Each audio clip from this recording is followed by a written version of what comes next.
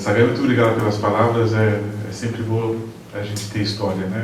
A história faz com que nós possamos entender o que se passou, o que está ocorrendo no momento e ter um planejamento futuro. E de futuro, esse grupo aqui entende, né? Então, lá em 86, 89, no começo, meio parecendo visionários, eles já conseguiam entender o futuro e o futuro está sendo realizado agora. Agora vale a pena conversar com eles para ver onde é que é o próximo futuro para a gente estar junto, né? E para poder desfrutar das qualidades que este grupo tem. As qualidades são pessoais e tanta qualidade pessoal que deles faz com que o grupo seja extremamente qualificado, né? Porque, só para falar uma coisa subbatida, que mandurinha não faz verão, não faz mesmo, né? Precisa ter grupo, precisa ter participação, precisa ter empenho e ter as qualidades, os objetivos com bastante coerência, com bastante direcionamento, e aí a questão do sucesso que eles têm aqui. Então, é um exemplo para ser seguido.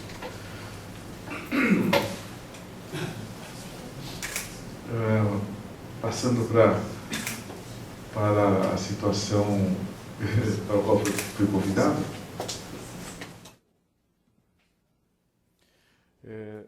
Hoje à noite vamos ver alguns aspectos relacionados com o câncer do reto.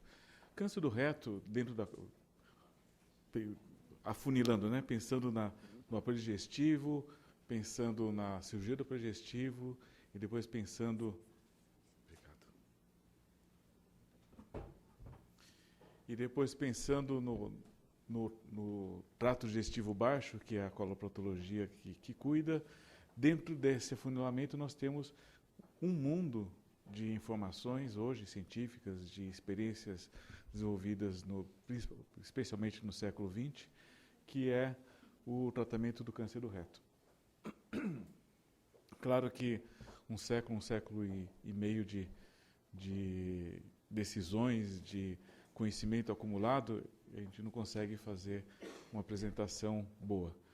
Então, eu optei por trabalharmos um pouco o assunto do câncer do reto sobre alguns aspectos que têm alguma questão em aberto hoje em dia e que vale a pena a gente entender.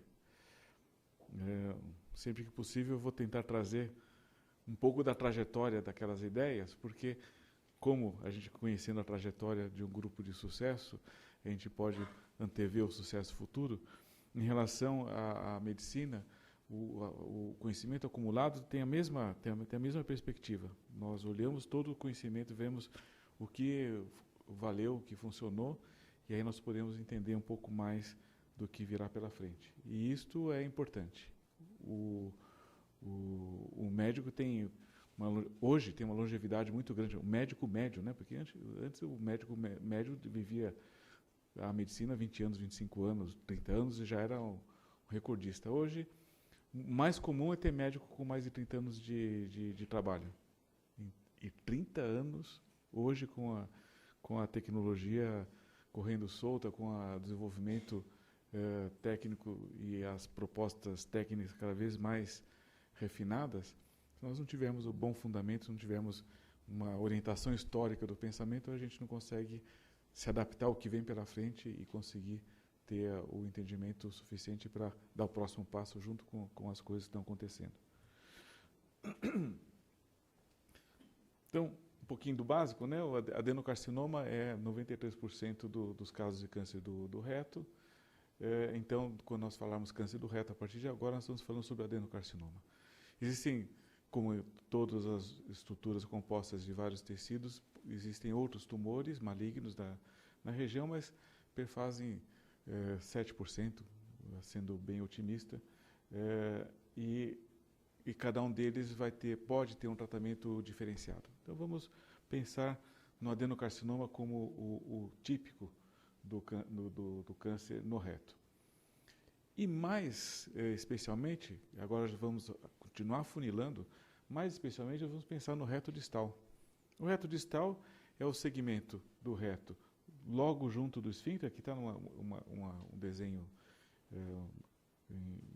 interessante, que ele abre o reto pela metade, é um cano, nós estamos vendo a metade de lá do cano, e aqui foi posto uma figura do câncer, e aqui nós vemos o aparelho esfincteriano, né, que forma a circunferência, e aqui tem uma função bastante importante, que é no controle das fezes. Então, dentro dos cânceres do intestino grosso, tem talvez decisões mais difíceis e mais relevantes para o cirurgião a questão da presença do câncer nesta parte final, porque eventualmente nós temos que sacrificar esta região toda em nome da radicalidade oncológica, que é o que todo cirurgião deve perseguir quando se tratar de algum tipo de câncer.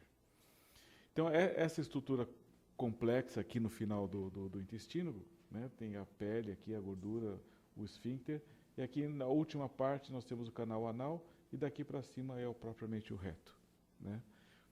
Aqui tem uma flecha dupla, uma área acinzentada, que é de importância muito grande observar esta distância entre a borda do tumor mais próxima da saída e a linha pectínea, que é essa transição entre o epitélio escamoso modificado semelhante à pele e a mucosa.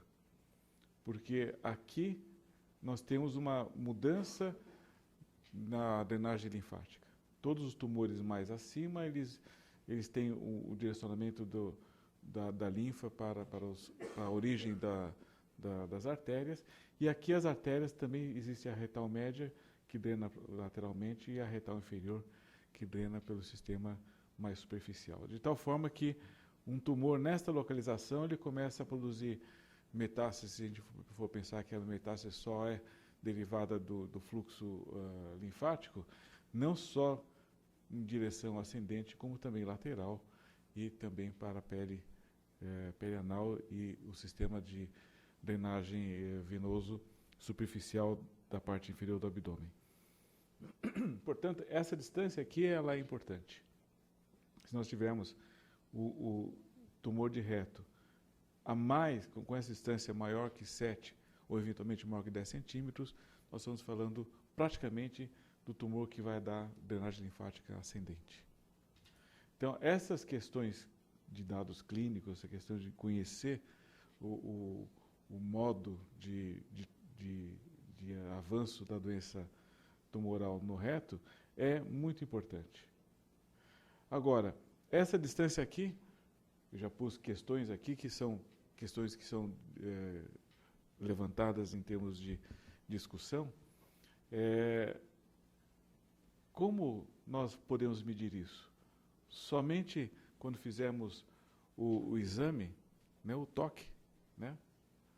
Será que os exames de imagem, por exemplo, a ressonância magnética, para dizer a coqueluche atual em relação à avaliação desse segmento, ele pode medir com mais precisão? Ou o cirurgião, depois que separar o reto, ele produzir uma retificação, porque, se nós lembrarmos, o reto aqui não é tão reto assim, ele é curvo, porque acompanha mais ou menos a curvatura da coluna sacra, que é em perfil 1C. Então, o reto ele ocupa a concavidade do C, então ele não é tão reto aqui, e se o cirurgião cuidadosamente faz a dissecção, o reto se estica para cima, essa distância pode ser aumentada. Qual dessas medidas é a que vale? Ninguém sabe a resposta que vale milhões, vamos por assim, porque muda qualquer paradigma em termos de decisão sobre o que fazer com esses pacientes. Porque o mais tradicional é pensar que os dados clínicos, ou seja, o toque retal é o que define. Porque o toque retal permite dizer onde é que está, adivinhar onde é que está a reflexão peritoneal, porque está ao alcance do dedo indicador do cirurgião. Médio, do paciente médio, né? Porque temos variações anatômicas, a gente não pode acreditar que isso seja totalmente correto. E os exames de imagem, eles são imprecisos nessa medida, porque aqui o reto, como eu disse, é um pouco curvo, A régua do radiologista é sempre reta. Ou ele quebra em vários segmentos, e aí nós temos variáveis de medida, se ele quebrar mais abaixo ou mais acima, para ter os segmentos para somar a distância, e talvez ele tenha medidas diferentes, né? Após a dissecção, isso foi o Goliger que gostava dessa ideia, lá na década de 50 do século XX, década de 60, ele divulgava que depois de retificar o reto é que deveria ser a medida a distância até a linha pectina, e aí decidido o que fazer. Porque na época decidia-se, ou se faz amputação de reto, ou se faz uma anastomose coloretal. Bem toscamente, se a gente olhar de hoje para lá, bem toscamente, mas lá na época era o pensamento avançado. Recém adquirida a ideia de que antibióticos poderiam melhorar o resultado da cirurgia coloretal. E o preparo de cólon, Goliger disse, tem que ser feito, se não for feito, é uma infração ética importante. Isso foi escrito lá na década de 50, hoje isso já se modificou. Mas, voltando ao paradigma, nós temos esses dilemas ainda, né? E nós vamos olhar esse dado um pouquinho mais para frente, eu vou lembrá-los desse dado. Pulando um pouquinho mais para frente, passamos algumas 2 ou 3 décadas nesses questionamentos, e nós temos a radioterapia, que melhorou também muito com seus equipamentos, né? Nós temos hoje equipamentos controlados por computador, não só do feixe, mas também impedindo parcialmente o feixe, essa coisa toda, para ter um planejamento melhor da radioterapia, né? A radioterapia neoadjuvante, feita antes de um possível tratamento cirúrgico, é hoje consagrada como melhor em relação ao pós-operatório, a realização no pós-operatório. Porque na radioterapia neoadjuvante, nós temos tecidos sãos, os tecidos vizinhos ao tumor são sãos, então eles respondem melhor delimitando a área de ação da radioterapia, e o tumor sofre mais com a falta com a perturbação metabólica que é feita pela radioterapia, e porque ela está sendo bastante bem irrigada. No pós-operatório, ao contrário, acredita-se que a radioterapia promova um baixo aporte de sangue e oxigênio, e, portanto, o tumor poderia até sobreviver, paradoxalmente, melhor do que com a radioterapia feita em tecido são. Ela é feita em torno de um mês e meio, e se usa a quimioterapia como um adjuvante também, né, para aumentar o efeito da radioterapia, com drogas que são clássicas e venenos metabólicos usados desde a década de 40 e 50, em outras situações. Então, de tal forma que nós temos aqui, hoje, consagrado a radioterapia e a quimioterapia sensibilizante como método a ser empregado para esses pacientes com tumor de reto, desde os tumores pequenos até os tumores bem grandes. Não é só para aquele caso que é impossível pensar em planejamento cirúrgico, mas sim nos casos que nós, olhando o caso, podemos pensar que o tratamento cirúrgico poderia ser suficiente. Mas, no caso reto, se faz a radioterapia neoadjuvante, está provado que funciona melhor, pelo menos para melhorar o resultado cirúrgico, eventualmente com algum impacto em sobrevida livre de doença, mas talvez não tenha impacto suficiente na mortalidade proporcional por câncer. Mas com essa questão da radioterapia, ocorreu uma coisa interessante. 1/4 ou 1/5 dos pacientes teve o tumor totalmente desaparecido. Uma coisa completamente inesperada, mas por causa do equipamento moderno, por causa de produzir uma lesão pela radioterapia mais localizada, com mais eficiência no reto, uma parte dos pacientes tem o seu tumor desaparecido, né? E aí tem o quando operar, porque existe essa agressão, tem que esperar uma recuperação. Essa recuperação nós temos que esperar 4 semanas, 6 semanas, 8 semanas, 10 semanas ou 12 semanas, não existe acordo de quanto tempo esperar para ter essa recuperação após a radioterapia e ter o melhor resultado cirúrgico. Se não há acordo, é porque talvez não tenha grande diferença entre as situações. Agora, vale uma estrela de ouro aqui. Deve ser operado ao paciente mesmo que o tumor tenha desaparecido? Essa é outra pergunta de $1 milhão. Por hora, o mundo todo diz que deve ser operado. E vamos respeitar, esse é o paradigma, esse é o que veio do passado, e é isto que nós estamos,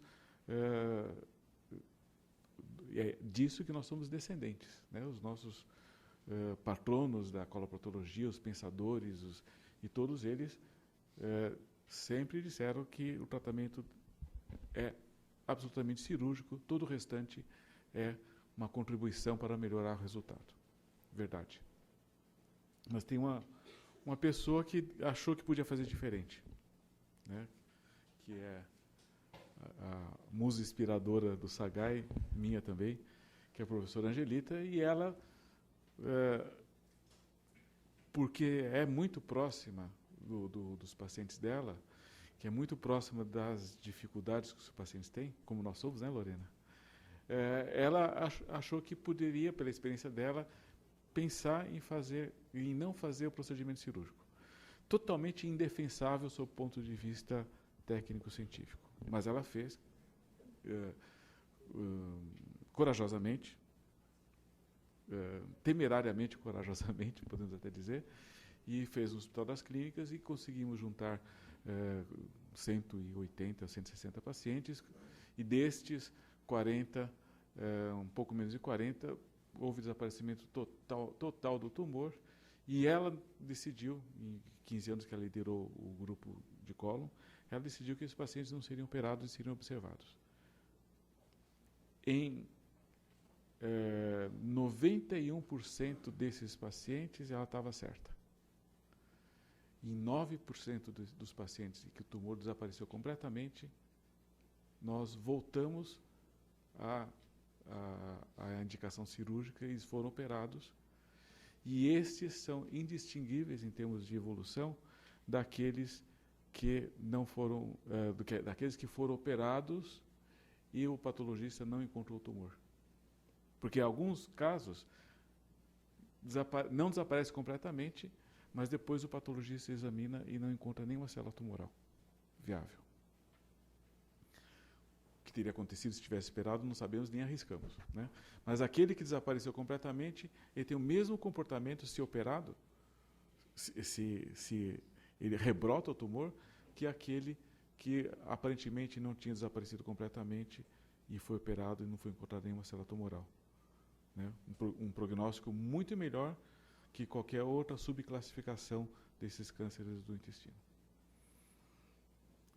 Em sendo verdade esses dados, e eu afianço que são, porque eu participei do cuidado desses pacientes, isto é revolucionário. Ainda não foi um bom passo científico para ser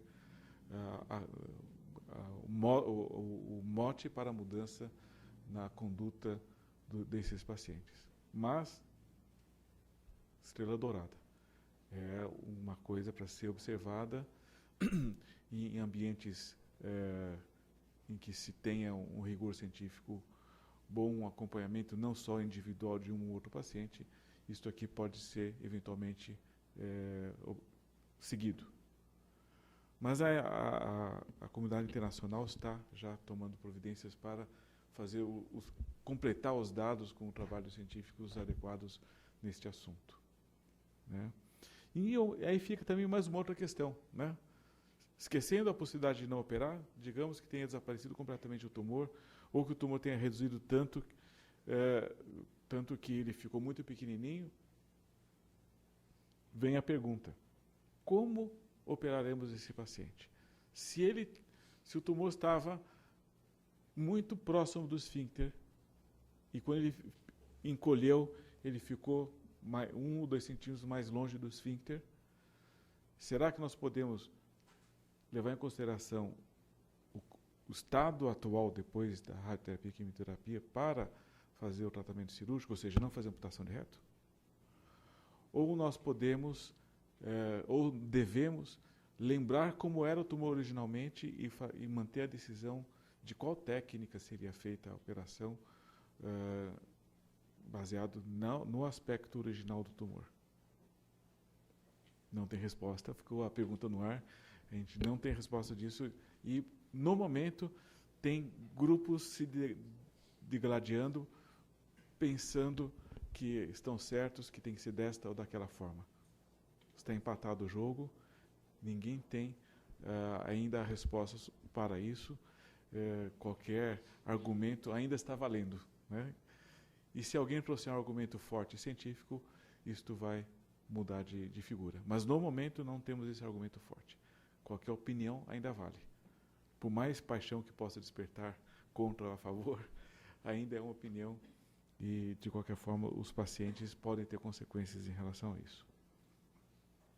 Esse é um gráfico que é clássico, mostrando aqui a proporção entre amputação de reto e ressecção anterior. Nós vimos que nós encaminhamos para este ponto, que é o que está por trás do que eu falei até agora. Nós estamos diante de um tumor de reto, lá no final do reto, e que este tumor vai obrigar a retirar o esfíncter e todos os tecidos circunvizinhos para o paciente ficar com uma colostomia, do lado esquerdo. Ficar com uma colostomia, né? E ser paciente obrigatório para o resto da vida da Lorena e das suas colegas, né? Porque fica com uma colostomia, tem que ter um período de adaptação, talvez seja próximo de 2 anos, e depois, pelo restante do tempo, ter uma certa revisão periódica, porque podem mudar algumas características e pode surgir dúvidas, pode ter novos materiais. Então, é necessário que tenha um contato o restante da vida, que pode ser dezenas de anos. Ou então, a ressecção anterior, conseguimos tirar o tumor com margem de segurança, nós vamos discutir a margem de segurança daqui a pouco, com margem de segurança, sem incluir o esfíncter, sem incluir o aparelho esfincteriano, e fazer a sutura com o reto lá embaixo, de tal forma que tudo fica preservado em termos de função, fica muito próximo da preservação, fica muito próximo da preservação da função, fica com a preservação anatômica, onde ele tem o esfíncter, ele faz o controle, ele dispensa o trabalho das tomaterapeutas e tudo que a indústria produz a respeito disso, que é uma enormidade e é caro. Então, esse gráfico foi para ressaltar esse dado de uma situação em que a maior parte dos pacientes fazia amputação de reto, ou seja, a parte acima da curva, só um pouco menos de 30% fazia a anastomose, ou seja, a ressecção anterior com anastomose, passou para 50% em 2 décadas. Né? E se nós olharmos os serviços mais especializados, essa curva que tem uma declividade maior. Começa de mais baixo aqui e vai até mais alto ali. Então, nós estamos invertendo a situação. De uma situação em que a grande maior parte dos pacientes fica com colostomia obrigatória por uma amputação de reto, em nome da radicalidade oncológica, e passou a ser metade ou talvez metade deles a terem essa situação e terem a integridade do trato digestivo na sua parte final. Né? Então, voltamos àquela figura do começo. Agora, maior, a gente pode ver melhor. Né? Esta distância aqui é a que dita o que nós podemos fazer com o paciente. Se isto aqui encosta na linha pectínea, nós temos que fazer amputação de reto, tirar tudo aqui em volta, porque a ideia é que nós temos que ter margem de segurança macroscópica, macro e microscópica, mas macroscópica é para adivinhar como é a microscópica. Então, margem de segurança em torno do tumor. Nós temos que tirar tecido aparentemente são, para ter certeza que nós vamos tirar toda a margem, tudo que está eventualmente comprometido com células que nós não podemos ver, mas que está no tecido empremiada no tecido são. É isso que está por trás da decisão entre fazer amputação de reto e a ressecção anterior. E se o tumor já é um pouquinho maior, os linfáticos comprometidos, como eu disse, quanto mais distal, quanto mais no final do reto ele está estabelecido, maior a proporção dos linfáticos laterais da retal média e os linfáticos que vêm para a superfície com a retal inferior ou distal, do que ir para a retal superior, para a mesentérica inferior e por aí. Então, a contaminação tumoral em torno do reto fica importante, e isto é o que está por trás desta pergunta aqui, amputação de reto ou ressecção anterior. Isto é uma pergunta que a gente faz para todo o paciente. E a gente faz até o momento, até bastante avançado durante a operação. Nem sempre nós conseguimos decidir lá antes ou lá no consultório. Muitas vezes vamos fazer uma decisão lá durante a operação, durante o transcorrer, porque nós vamos tendo mais dados para ajudar nessa decisão. Quanto de margem cirúrgica macroscópica intraoperatória deve ser seguida? 5 centímetros, 2 centímetros, 1 centímetro? Esses números eles não são aleatórios. Poderia parecer, mas não são aleatórios. 5 centímetros, quem disse 5 centímetros foi um inglês, lá na década de 30 do século XX, que era patologista. Homenagem aos patologistas. Tem mais de um aqui, né? Homenagem aos patologistas.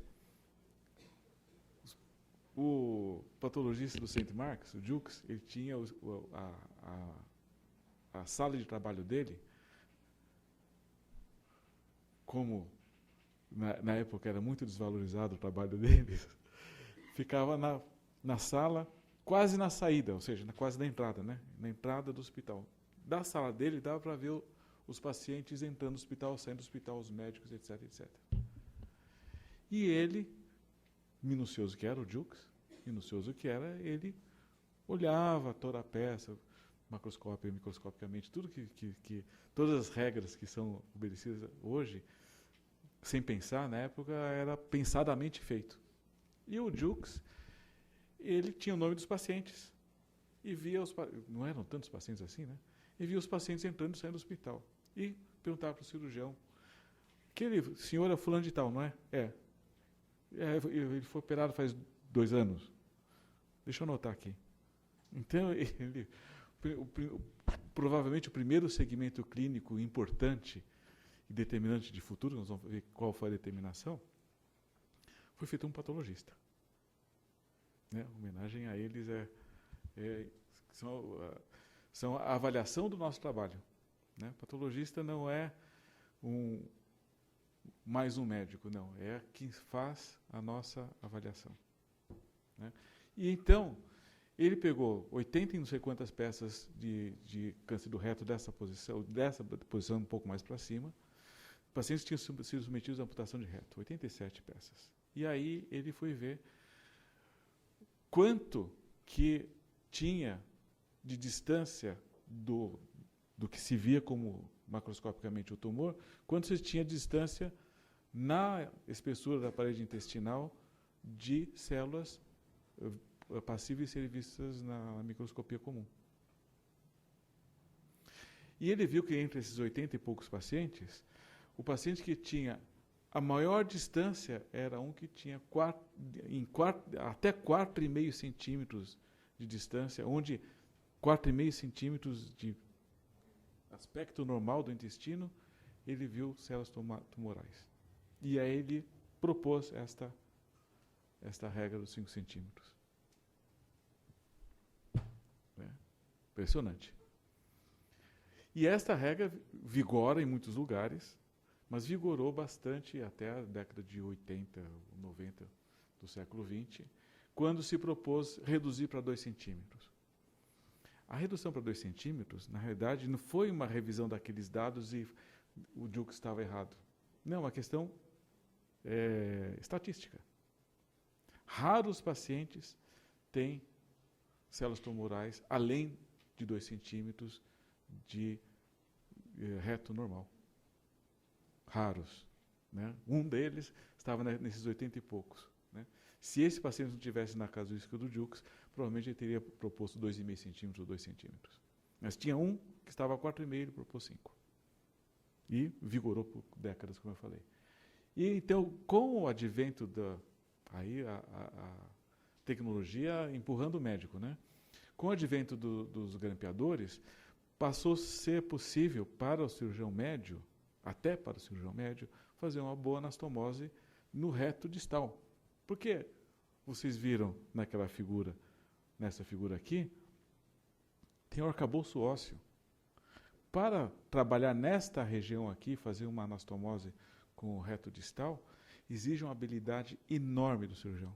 Né, Sagai? Sagai viveu isso. Né? Sagai pegou a transição entre não ter grampeador, porque no HC não tinha, né? E ter grampeador, que tem aqui, felizmente, né? Aqui em Cascavel sempre teve, e na maior parte do Brasil tem.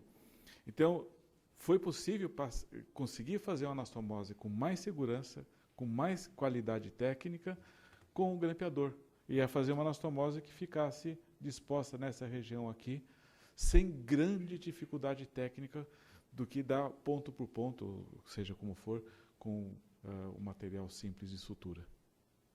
Então, a tecnologia fez com que o cirurgião e o patologista decidissem melhor essa questão da distância segura.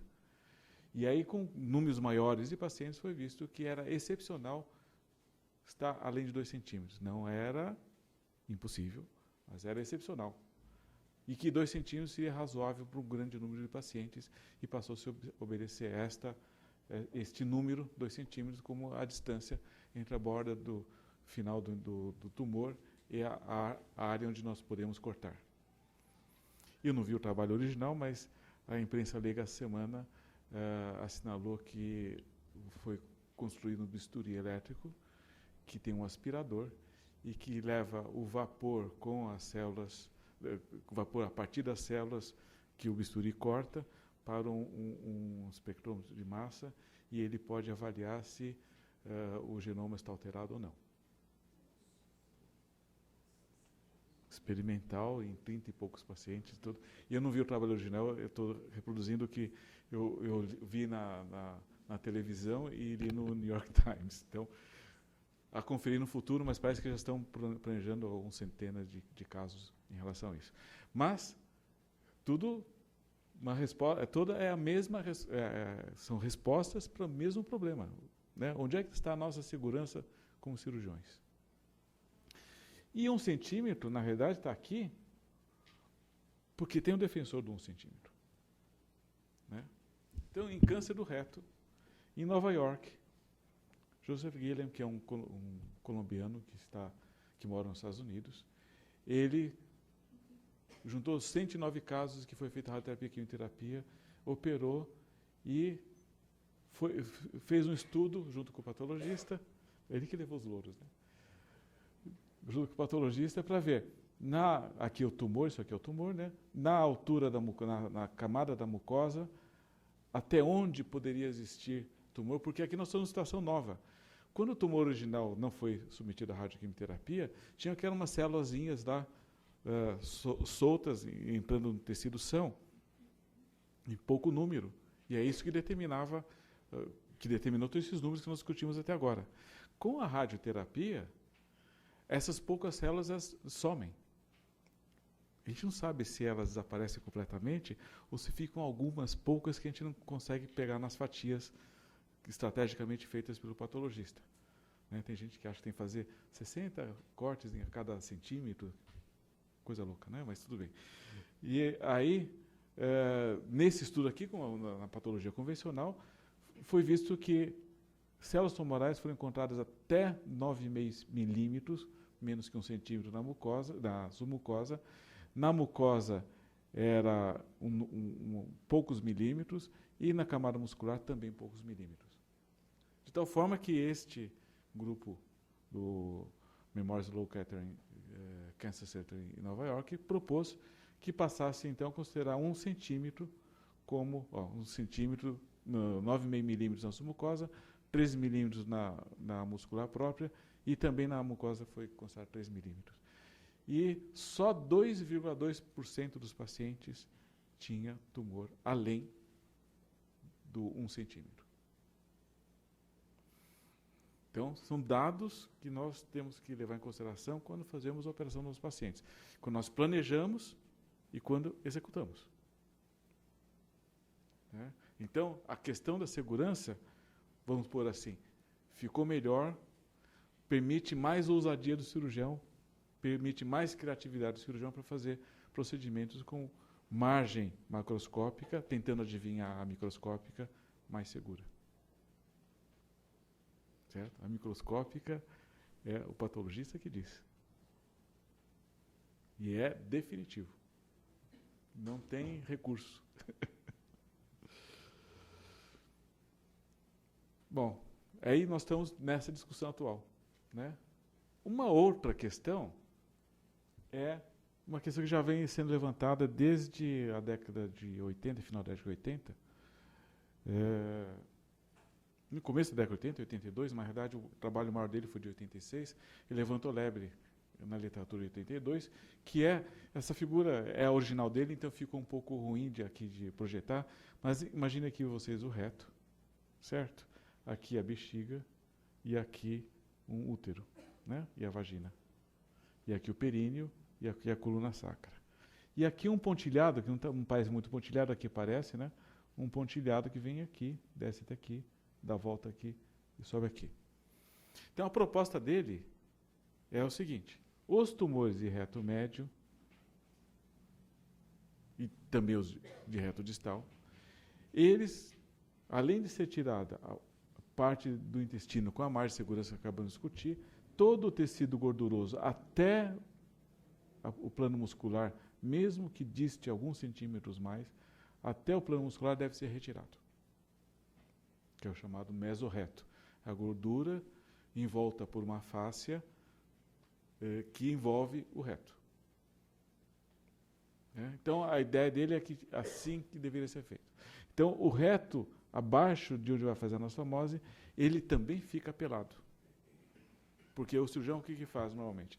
Ele calcula a margem de segurança, corta aqui e o tecido em volta dele também corta na mesma altura. Esse é o padrão cirúrgico. Era e continua sendo o padrão cirúrgico da grande maior parte dos cirurgiões e não é criticável. Tá? Mas o Hild, um inglês, ele propôs que também tirasse essa gordura, todo esse envoltório, numa peça só, ou seja, num conjunto só. E aí criou-se a ideia da margem circunferencial.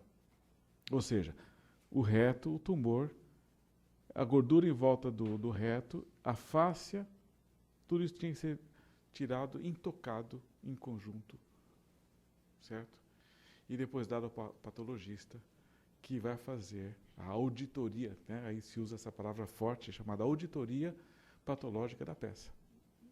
Ou seja, se o cirurgião não violou essa fáscia, ele foi bem.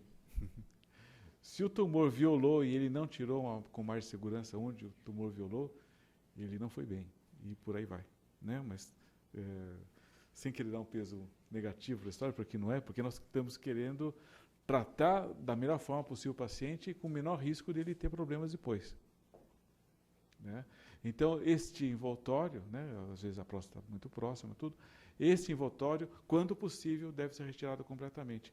E quando o tumor chega até 1 milímetro dessa fáscia, considera-se que o paciente está em risco de ter recidiva local. Considera-se. Né? Tem casuísticas mostrando, não são casuísticas definitivas, mas casuísticas mostrando que quando existe esta aproximação de 1 milímetro da face externa, existe risco de já ter transposto e atingido, alguma célula pode ter transposto este plano e invadido as estruturas vizinhas. Aqui, 4 estudos mostrando essa questão da margem circunferencial e a técnica, ou amputação de reto, ou ressecção abdominoperineal, ressecção com anastomose, que a gente vê aqui. O Classic, que é um estudo clássico, né, de 400 casos feito na Europa, ele mostrou que a amputação do reto parece que tem mais violação desta margem circunferencial, seja pelo tumor ou pela técnica do cirurgião. Ninguém sabe exatamente se não está por trás disso um maior número de casos mais avançados, sutilmente mais avançados, que o cirurgião prefere fazer amputação de reto, porque parece melhor, e não arriscar uma anastomose.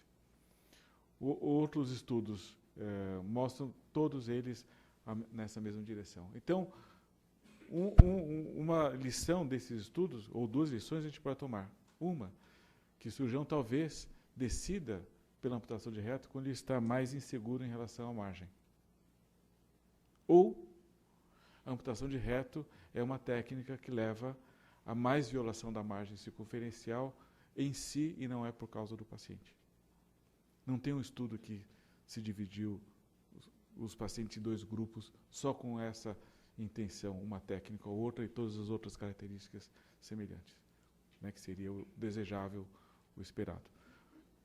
Não sei se vai existir, mas de qualquer forma fica uma reflexão aqui. Se eu estou fazendo amputação de reto, ou provavelmente eu estou violando mais, ou provavelmente eu estou diante de um caso mais avançado e decidindo por isso fazer a amputação, sem isso estar muito claro no meu modo de decisão. É coisa de reflexão, coisa de... Né? Então, essa é a questão da margem circunferencial. Outra questão que está muito na moda, quase saindo da moda, mas está muito na moda, é que nós, com a radioquimioterapia, a gente reduz muito o tumor. Ele está lá junto da linha pectínea, nós podemos tirar a parte interna, a porção interna do esfíncter anal, aquela parte que é de controle involuntário, mantendo a de controle voluntário que é externa. Ou seja, eu posso manter uma continência bastante boa, mas não perfeita, e conseguir obter, retirando uma parte do aparelho esfincteriano como margem de segurança para um tumor que ficou reduzido depois da radioquimioterapia. Né? Que é a dissecção interesfintérica, ou seja, entre o esfíncter interno, que é a continuação da circunferencial de todo o tubo digestivo, é retirada junto com parte deste segmento que tem pele e a mucosa e a margem de segurança com todas as questões que nós levantamos até agora. Né?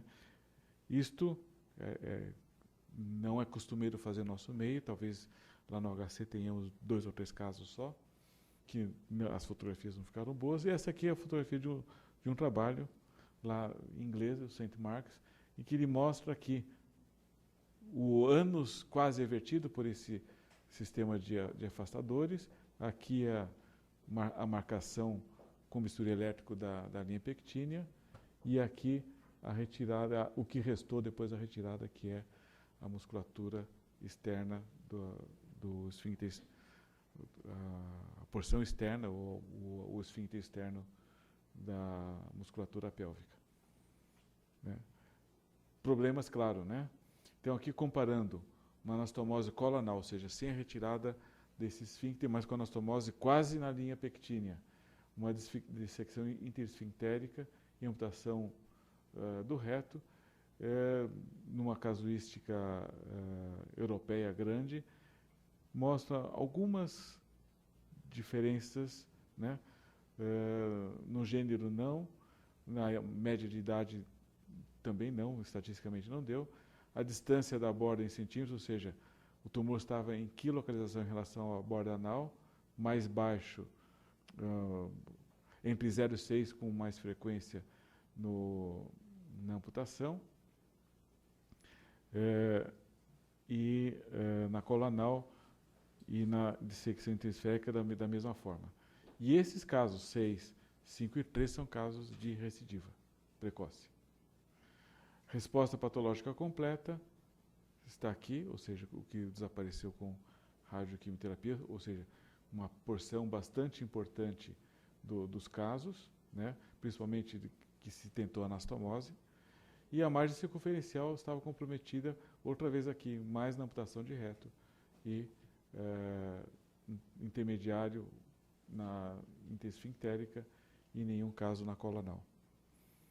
Então, isso aqui é trabalho em progresso ainda. Nós estamos avaliando esses dados, a literatura está tentando repetir esses dados e repetir em variados formatos para tentar estabelecer se o papel de uma situação arriscada de fazer uma retirada interesfintérica e proporcionando margem mais exígua, se nós não estamos arriscando mais o prognóstico desses pacientes. Ainda não temos resposta, mas esses dados iniciais mostram que pelo menos não é uma catástrofe, talvez em casos escolhidos vale a pena pensarmos. Né? Nessa mesma casuística, taxa de recidiva total está aqui, né? 6 de 15 avaliados, 7 de 16 avaliados, 26 de 41 avaliados, mais ou menos um pouco menos que a metade e um pouco mais que a metade. Localmente é o importante, e talvez essa seja a questão com a amputação de reto, se está sendo decidido diferente para esses pacientes, em termos de técnica a ser escolhida durante o ato operatório, e a recidiva à distância, que é mais ou menos proporcionalmente semelhante entre os dois grupos. Talvez na amputação de reto também maior. Sobrevivência livre de doença, amputação de reto outra vez comparece com pouco, e sobrevida global 5 anos, também com pouco, contra resultados muito bons. Vale a pena voltar no anterior, para ver que aqui tinha uma alta proporção de pacientes que o tumor tinha desaparecido com a radioquimioterapia. Não são exatamente grupos comparáveis. Né? Então, isso aqui que nós falamos hoje são todos da fronteira do conhecimento em termos do câncer reto. Né? Algumas pitadas vindas do passado, algumas coisas que estão vinculadas diretamente com o passado, e todas estão, mas nós temos que sempre ter um critério para uma avaliação cada vez mais minuciosa, para ter uma atuação mais precisa e também, ao mesmo tempo, mais decisiva, ou seja, com uma certa dose de coragem em avançar. E tudo isso tem que provocar uma reflexão, um feedback de reflexão, para que nós possamos fechar o circuito e fechar mais uma volta para poder ter uma possibilidade de avaliação, de decisão e de, outra vez, de revisão e avançar com a melhor maneira de tratar os nossos pacientes. Muito obrigado.